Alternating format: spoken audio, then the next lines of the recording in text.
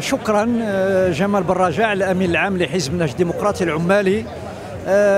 كيجي الحضور ديالنا في هذه المسيره الشعبيه الحاشده تلبيه لنداء ودعوه الجبهه المغربيه لدعم فلسطين ومناهضه التطبيع.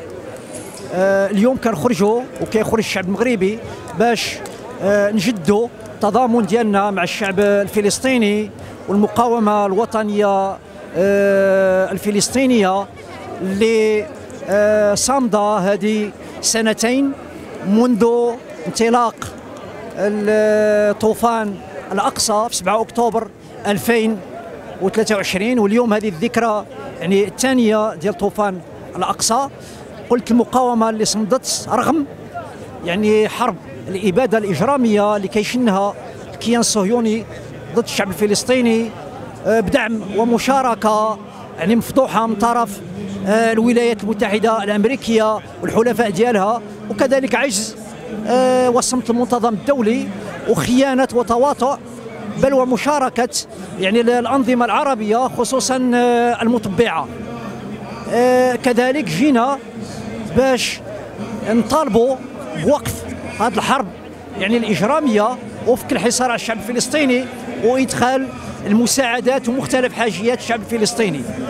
كذلك جينا اليوم باش ندوا باستمرار النظام المخزني في سياسة التطبيع مع الكيان الصهيوني ونجدوا يعني الإرادة ديالنا ديال النضال حتى إسقاط هذا التطبيع اللي كنعتبروه خيانة وطعن القضية الفلسطينية. اليوم بعد أكثر من سنتين من القتل والتدمير والتجويع والتهجير وأمام صمود الشعب الفلسطيني اضطر يعني المجرم ترامب بطرح يعني خطة لوقف إطلاق النار اللي قبلتها فصائل المقاومة الفلسطينية انطلاقا من الإيمان ديالها والاقتناع ديالها بضرورة وقف معاناة الشعب الفلسطيني ووقف هذه الحرب الإجرامية وتحرير الأسرى الفلسطينيين، وكذلك رفع الحصار وانسحاب كامل للجيش الإسرائيلي من قطاع غزة.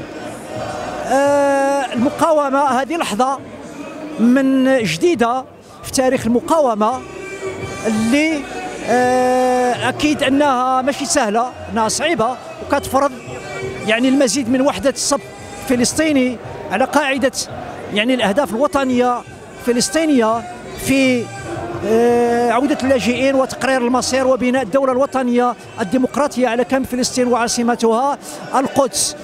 وهذا الشيء اللي كيفرض علينا حنايا كقوى مناضلة في المغرب وكجبهة ديال دعم فلسطين والتطبيع أننا نزيدوا نصعدوا النضال ديالنا، نصعدوا الإسناد والدعم ونقويو الوحدة ديالنا باش يعني نسقطوا التطبيع. كذلك هذه مناسبة باش نحييو الجماهير الشعبية المغربية، كذلك باش نحييو جميع شعوب العالم وأحرار وحرائر العالم اللي يعني ساهموا بواحد الدور كبير خلال الانتفاضة ديالهم على الصعيد العالمي باش يعني يغيروا ويخلخلوا موازين القوى وبالتالي يفرضوا على الإمبريالية مجموعة من التنازلات ومجموعة من الإجراءات.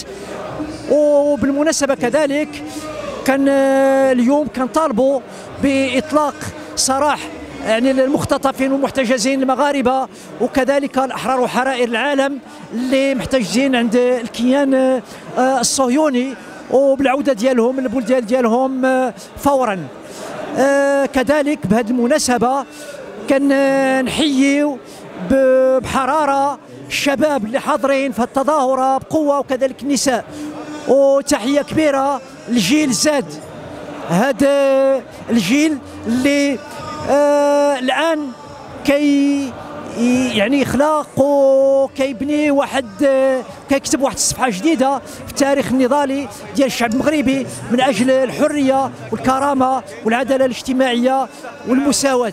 وتحية للجميع وتحية للصحافة الحرة والمستقلة، وشكرا. والمغرب عربي حرة، والمغرب عربي حرة، والمغرب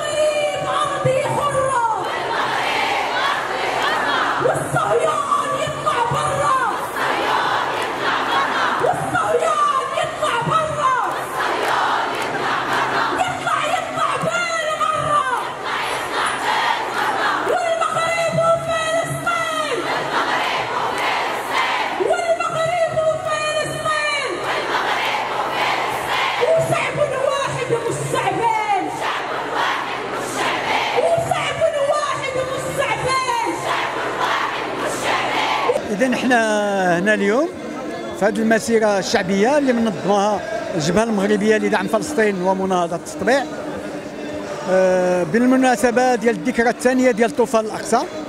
هذا الطوفان المجيد اللي قلب يعني الموازين على بالنسبه للقضيه الفلسطينيه.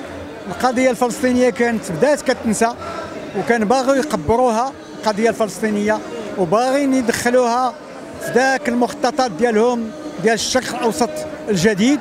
فاذا به جاء طوفان الاقصى وقلب الموازين، واصبحت القضيه الفلسطينيه في قلب الصراع العالمي وفي قلب الاهتمام ديال الشعوب العالم اللي هي اليوم اصبحت كلها متعاطفه، رغم ان حكوماتها والحكومات الامبرياليه بالخصوص والحكومه الامبرياليه الامريكيه بالخصوص، رغم انها هي الدعامه الاساسيه ديال الكيان الصهيوني، ولكن الشعوب هي الدعامه الاساسيه ديال الشعب الفلسطيني.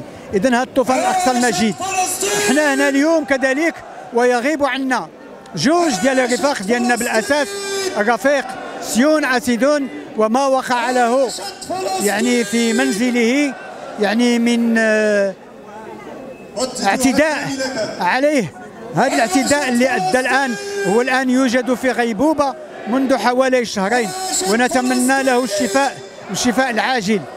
وحنا نتابع قضيه الرفيق أسيدون. كذلك يغيب عنا رفيق عزيز الغالي، هذا عزيز الغالي اللي هو الآن يعني في السجن ديال الكيان الصهيوني، ونحن لا نعرف ما هي ظروفه، وأكيد أن الظروف ديالو هي ظروف قاسية، وهو الآن يوجد في إضراب عن الطعام. إذن نحن يعني هنا من أجل أن نحتفل بالذكرى الثانية لطوفان الأقصى المجيد، ونحن هنا من أجل مناهضة التطبيع. هذا التطبيع اللي هو هدية من المخزن المغربي إلى الصهيونية وإلى الإمبريالية العالمية. نحن سنواصل مناهضتنا للتطبيع إلى آخر رمق، ودورنا ومساهمتنا الأساسية في دعم الشعب الفلسطيني هي إسقاط التطبيع ببلادنا، بل وتجريم التطبيع ببلادنا.